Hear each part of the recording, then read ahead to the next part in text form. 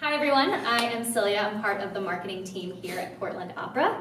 We're here on a break during rehearsals for As One, and I thought we would chat with you for a few minutes about this opera that opens next Friday, March 22nd.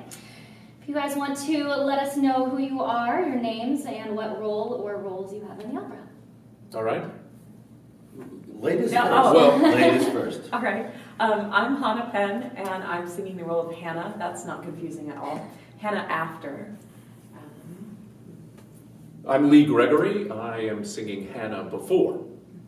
And I'm Andreas Mitisek. I'm the director and conductor and designer of these productions, and I have the great pleasure to work with two amazing artists. Shucks. The feeling is mutual. It is so true. No. All right, I don't know which one of you wants to do this, but does somebody want to give us a bite-sized synopsis of the piece? Or do you all want to give us a bite-sized synopsis? Me. It's got to be. I think that's the director's job. Yeah.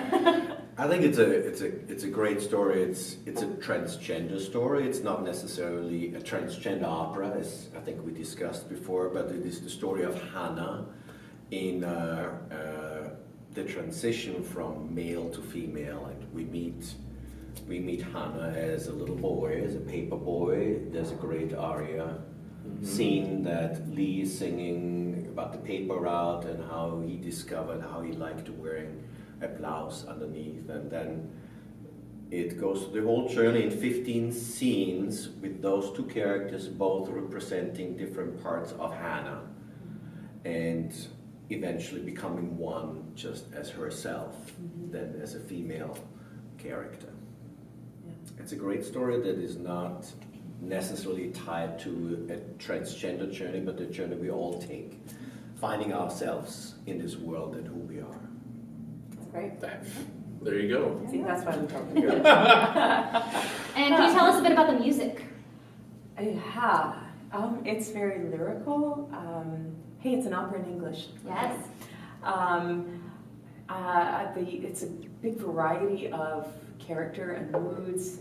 The opera is set up as a series of vignettes that have a whole bunch of different emotional contents. So I think the music does a really good job of doing everything from nostalgia to terror to deep introspective moments. So, and the orchestra for this is a string quartet, which is really nice. I mean, I think it takes advantage of the whole range of possibilities for the sounds of a string quartet. There's a little bit of a kind of soundtrack to Psycho moment where the violins are sliding. I think adding to that, this composer is a female composer, which I think is quite unusual, and it's great to have more of those. Laura Kaminsky, and what she does with the string quartet really, it's a very intimate piece about one person. What did you say? It's the best one-person opera for two people. It's the best one-woman show for two people. Yes. Yeah. But one of the instruments, the viola, which is kind of in the middle range of the orchestral range and also in the vocal range, is representing a lot of the journey that Hannah herself has. So it's a very nice, beautiful solos in between that go between jazz, like Gershwin almost in some way. And then there are moments like Hannah just out there, like film score, when it's really about just expressing the fear in some of these emotions. It's also a very funny piece in other scenes. So the whole range of emotions that we all experience. And you two have done this piece before together. Yes. And how does this production differ? How does this look different? Well, I think the way it was done before, a lot of the weight was carried from me from the beginning, from the male side of the character, and I kind of relinquished that responsibility as the show went on dramatically. But I think in this take, we see more of Hannah as herself now, and looking back on her experiences of how she became who she is now. It just takes a different perspective on the piece a little bit. We have worked, just clarifying the production we did before, I was just a conductor. Yes, just the conductor. Just Yes. the conductor. And There was another director. we had Yes. an amazing director, Yeah. which we Yeah. both love to work Yeah. with many times. And I think what I like to see in that context, it's a great sign of a great work of art if you have many entryways in seeing the story or telling the story in different ways. And so that's actually kind of fun. It's my third time doing it, so I'm kind of the senior, right? Yeah, and I'm the new In that, and so this is my second time creating the production as conductor and director in the overall sense. What is that process like, doing both? And the process, again, it's like, okay, I loved what we did in the production, and my goal was not just, okay, I need to do something completely different, but I tried to just look at the piece and trying to find for me a way to tell the story in a real way, but also metaphorically, as a journey. As a journey in the real sense, where as we are telling the story, it's a memory. Hannah already as a woman revisiting her journey, and they are represented by individual little pieces that she kept from that journey. And so as she revisits her story, she's able also to let go. And as she says at the very end, it's not about what other people think about me, it's that, what is that beautiful line that you say? It says, I only care if I pass to myself. Which is a vocal climactic moment for me, and also kind of near the end of the show, a real epiphany moment for the character. And actually, a moment that all of us should get to, right? Yeah. That is the quintessential way that we have to pass for ourselves, live our life in the way that we can be true and honest about it. Yeah. How did we get to that? Well, I mean, that's This one of is the, your- yeah, and that's one of the things that's remarkable about this piece is that it goes there and it's immediate. Yeah. And you respond to it as a performer and people involved in the production, but also as an audience member. You immediately see yourself on stage, and the things that, the little vignettes that go through the paper route that we mentioned, the junior high experience. I mean, don't we all have those, yeah, so it's something that we just, it's remarkable. You just immediately respond to what's going on, yeah. And you all have different amounts of experience here at Portland Opera. Yes. You have been with us how many performances I've now? lost count. At least a roll a year since 2007. And you started as a resident artist. I was here correct? as a young artist, yeah. So what has been your favorite roles that you've done here? I think actually my favorite one was L'Enfant. We did the Rebelle, and I got to play the little boy. And I found out later that I was actually pregnant with my first child while I was doing that show. Didn't know it at the time. So I have lots of cute pictures from that show of me looking like a little boy, and I had a stowaway. But that was just such a fun show. The music was really gorgeous, and the staging was really creative, and it's a fun part to play. Yeah. But there have been lots of good experiences, a lot of fun things. You guys are more new to Portland Opera. Yep. Have you gotten to explore the city at all? Have there been any things you've gotten to do that have been your favorites, or have you just been in rehearsal all day?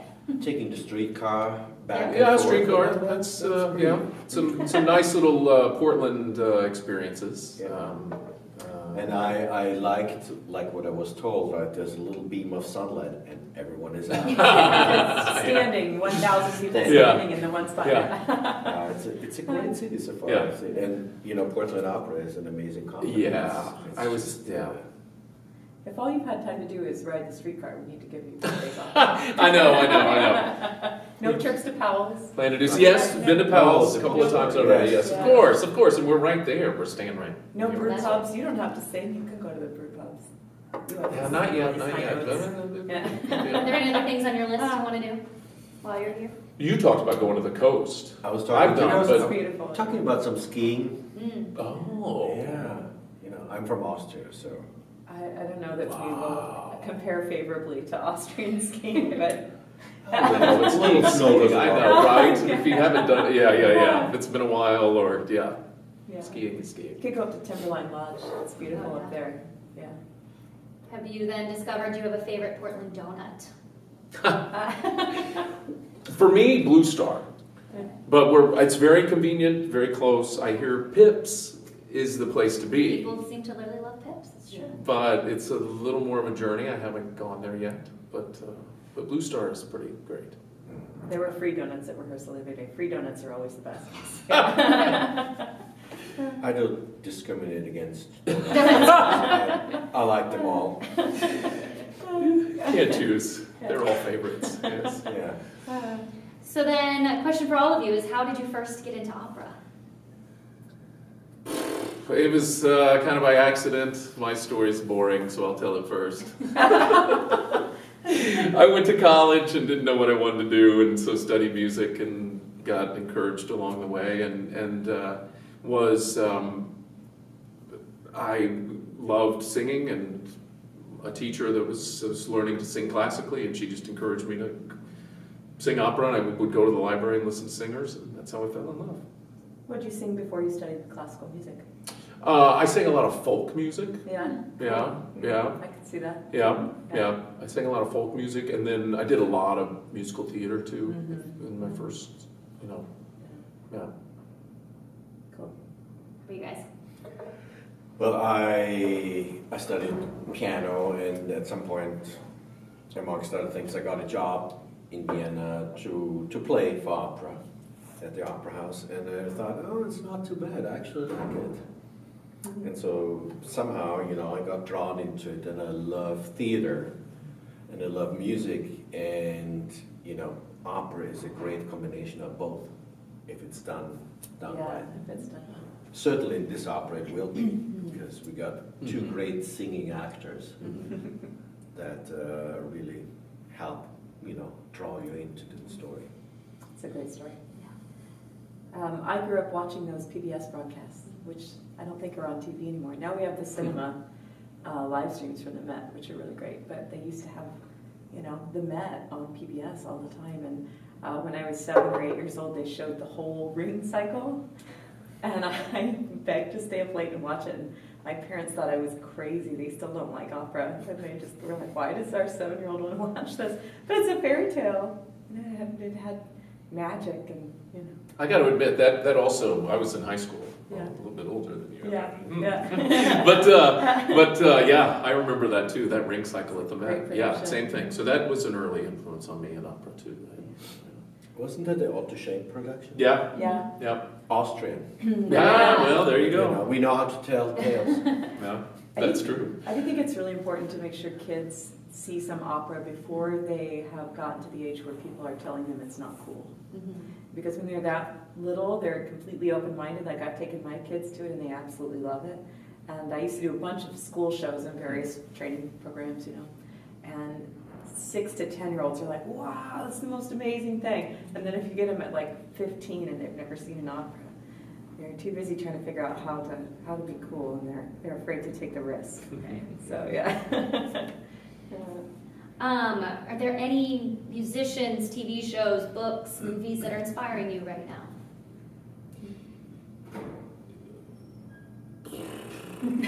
I mean, I just saw Black Klansman. I thought it was a great movie. And I almost bought a book at Powell's. It's so hard to go in there and not come out with a book. So, Or 10. I had Naked Lunch on my list. oh, that's such a great book. So, those are my contributions.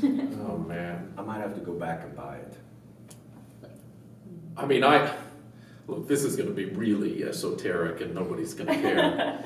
But they've just reissued all these Fyodor Shaliapin recordings of Lynn and remastered them, and they are amazing, because he was he is one of the greatest interpreters, singing operatic-wise, that ever lived. So I've been listening to those recently in the last few days, actually, but and that's incredibly inspiring, but I spend most of my working hours doing music things, either teaching lessons or teaching college classes or rehearsing. Mm-hmm. And so I tend to feel like when I'm out of rehearsal, I want to just kind of feed my soul and do other things. I just want to be outside or play with my kids or call a friend.